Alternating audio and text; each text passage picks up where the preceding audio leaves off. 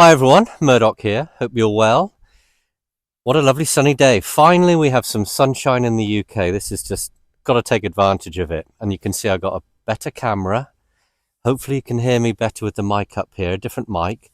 So let's see what happens, shall we? Hopefully it'll be a good video. In this video, I want to talk about ground force, how you use the ground in order to get your power in the swing, where you feel the load, where you feel the sort of dynamic movement off your feet. Now in golf we're not running in this sport, but we're still lively off our feet. Now I find the easiest way for someone to understand how you become dynamic from the ground up is with no club.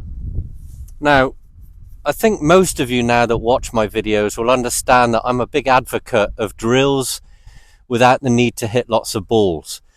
And drills without the club, because first of all you've got to understand your limitations. Then you can see if you're capable of making these positive changes to get your desired results.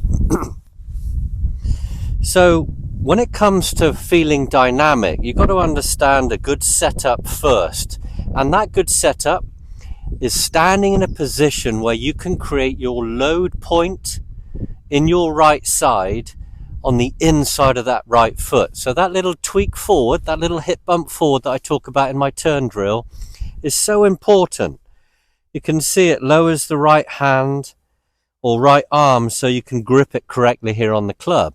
Can you see the spine tilt as well, slightly away from my target, that little hip bump? That puts my right knee in instep.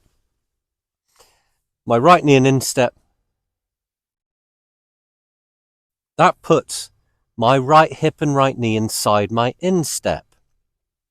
Then in this position, you can feel it again by just doing the turn drill, making sure you turn your right hip. Feel like you're sitting into the right hip. This is quite important.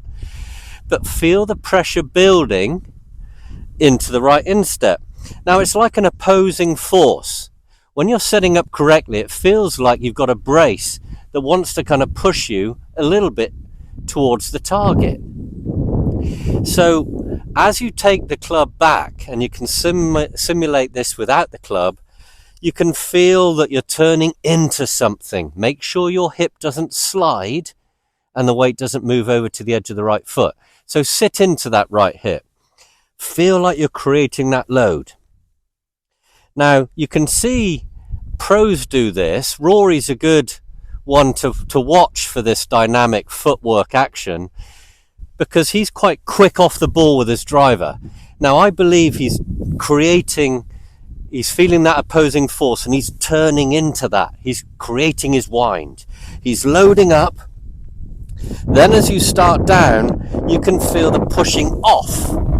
You push off in an effort to clear the left hip. So again, we don't want a club in our hands when we do this. We're doing it to feel limitations we have with our back and our hips, because the downswing is all about clearing. Now I want you to have a mirror in front of you, because I want your eyes to be on the mirror when you do this. So you've set up and your arms are just hanging down here, and I want you to feel as if there's a movement back as you turn into that hip, where you feel the loading into the instep, just until you feel the left shoulder coming into shot. Pressure around the knee and instep. Then coming through, as you look in the mirror, I don't want you to go forward. You've got to stay behind the wall. Then on the way through, your thought, while staying behind our wall, so keep your eyes pitched on the mirror in front of you here, just where my camera is, because I want you to stay behind. So you can see as you turn through, you've cleared the left hip, but you felt as if you can push off the ground with your right side. I want you to do 3 swings like this. You're loading into the right side, appreciating the weight favoring the right as you turn into the hip. Arms will be about here, nice and relaxed. Then throw your arms down as if you've got a ball in your hands and you're throwing it. But make sure you stay behind your wall, your plumb bob, all right? The wall being where the ball position would be. So you've loaded, and then you'll feel the left hip clear, as you push off the right instep. Your body will be in a similar position to mine, a slight lean backwards. What we don't want to do is this. We don't want to lean forward from being too stiff in our hips and our lower back.